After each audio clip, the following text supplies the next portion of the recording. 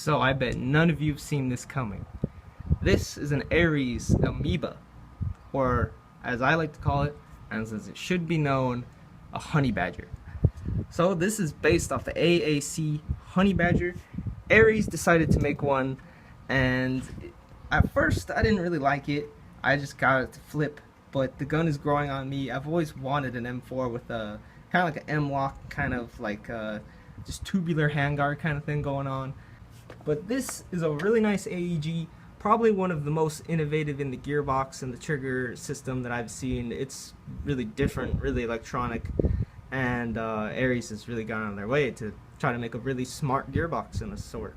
But this is a gun that I got from a teammate of mine from 6 Echelon for 60 bucks. Originally the gun was non-functioning, but all I really did was adjust the motor height, and now this gun is operational. And it needs a hop-up and inner barrel, so that's why there's no shooting before the video like I will commonly do. You know, those are easy things to get. Now, the Amoeba. Now, I haven't had this gun for long, so I don't really have much to say about it. I have, obviously, messed around with it. I've taken it all the way down to the gearbox and inspected all the parts, made sure nothing was wrong with it. But when I reassembled it, I realized that it was just a matter of the motor height, because I had the same issue with my Scar. Now let's take a closer look at this platform. This is a super small, super lightweight, compact platform. The real thing is supposed to be chambered in, I think it's 300 blackout, so integrally suppressed into the handguard. But I think the real one you could still run just supersonic ammo. But this is the Airsoft model, of course. You got a little retracting stock in the back, pretty cool. And if you do it again, take the stock out, and it doubles as a weapon. But it's basically like a little M4. You got your body of the M4 with little differences here and there. You got this advanced trigger guard here. You have this for the stock to collapse into. You have like a little, circle here for the bolt release. And then on this side, it's you got like a enhanced magazine release button. You have a small charging handle, which doesn't go back very far, a little disappointing. And this doesn't do nothing, so you can't lock your bolt or nothing.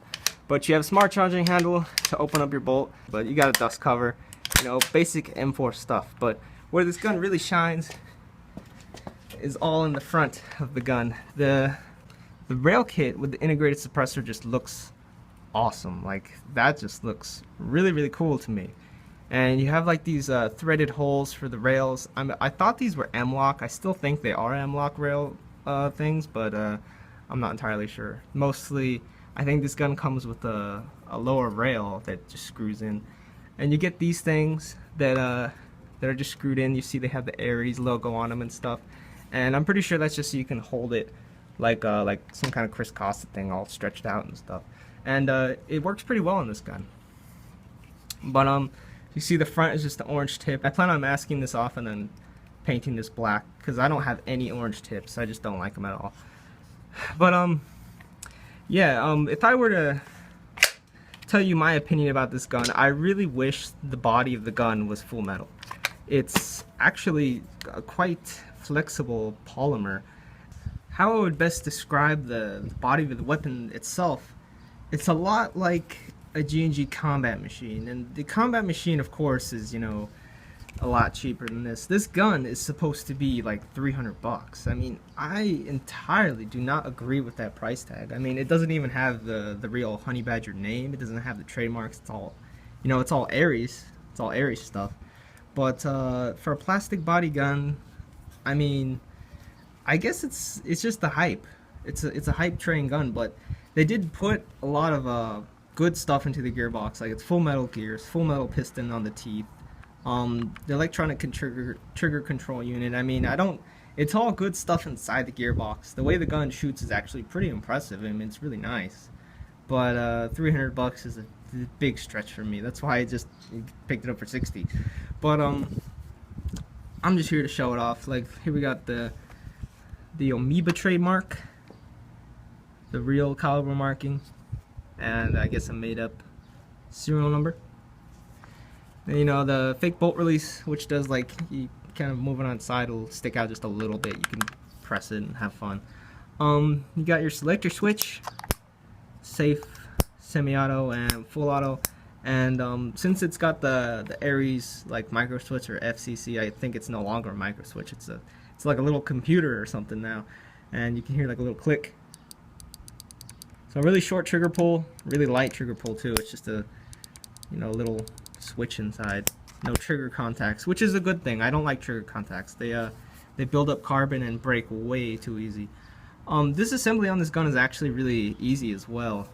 I mean, you gotta take apart everything, including like the pin, the magazine release, the whole stock. But it's not difficult. It's actually pretty easy. But I did mention the body is polymer, but the whole front end, including the integrated suppressor and the barrel on the inside, are full metal, and it feels really nice. Like this part of the gun, the way the handguard feels is just quality up here. The body, I guess they went with like a lightweight kind of thing they were trying to do. It's understandable, but for $300, I'd like a full metal body with a nice anodized coating on it. The trigger guard is kind of like a little enhanced thing. I don't know if this is Aries design or if the original Honey Badger has a trigger guard like that. And on the inside you can see the sticker, so that if you have your warranty. I just sliced it because I had to open the gearbox. And your pistol grip. I love the pistol grip. I actually was thinking about swapping out my Scar grip with this one, but that wouldn't be fair if I ever do decide to sell it.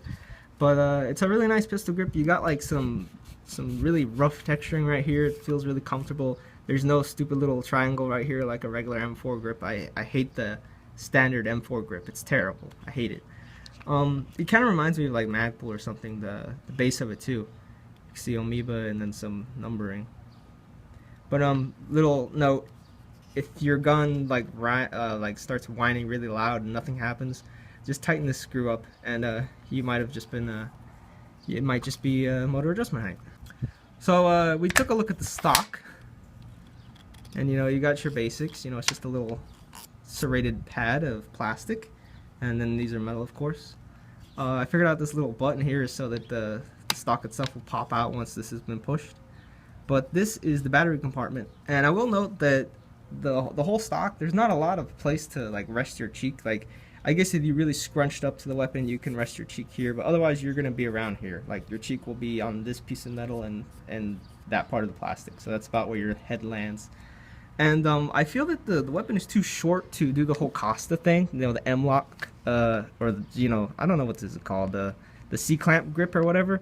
The weapon is too short to, I mean, you can still do it, but you really don't got much space to work with. I chose to put a micro T1 since I think my teammate said the sights were broken, so not very good on the quality of the backup sights that this gun originally comes with.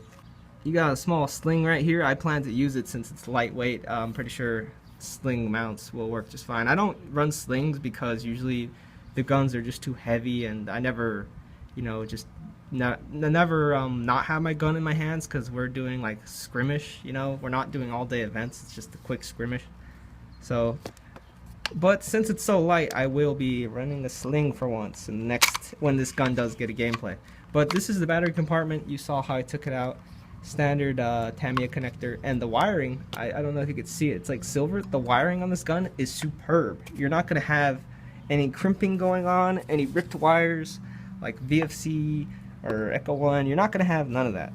Really good wiring, and I'll say if this gun gets an excuse for its $300 price tag, it's because of the internals, the hype, and just the fact that it's the first like Honey Badger on the market, and the Honey Badger has been popularized by Call of Duty.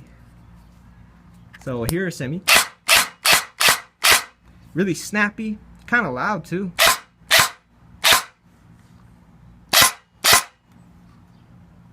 Actually feels pretty powerful, like just this, like the whole gun moves a little bit, and then full auto. Really, really loud gun. I actually really like it. I can't wait to shoot it. And definitely gonna field it at least a few times. So this has been the Aries.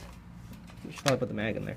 Oh yeah, I want to note before I end the video, putting in magazines like this isn't like a good mag right here. I kind of messed it up, but it'll still fit in some guns, just not really well.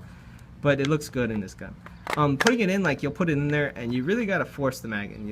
You gotta give it a good love tap in order to seat your mags properly. But otherwise they'll fall right out. And what I like to do with this gun, the whole mag extraction, you know, you can do that really good with this thing. But this has been the Ares Amoeba, or Honey Badger, and I will be referring to it almost entirely as the Honey Badger every time I mention it from here on out in the future, because that's what it is. To sum this gun up, I really wish it had a metal body. I like the integrated suppressor thing, it's super cool. Pistol grip is awesome. The internals are fantastic, probably some of the best internals I've seen on an airsoft gun.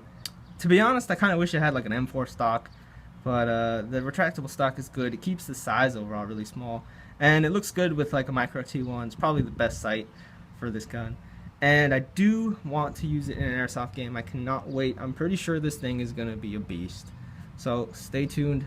I will get an inner barrel and a hop up for this, and there will be shooting tests, the whole shebang. And I recently made a video, actually I made the video just before this video, of the ICS L85A2. Make sure you watch that, because there is a shooting test of that gun and it's pretty good too. This has been Spinkster Cell, signing off.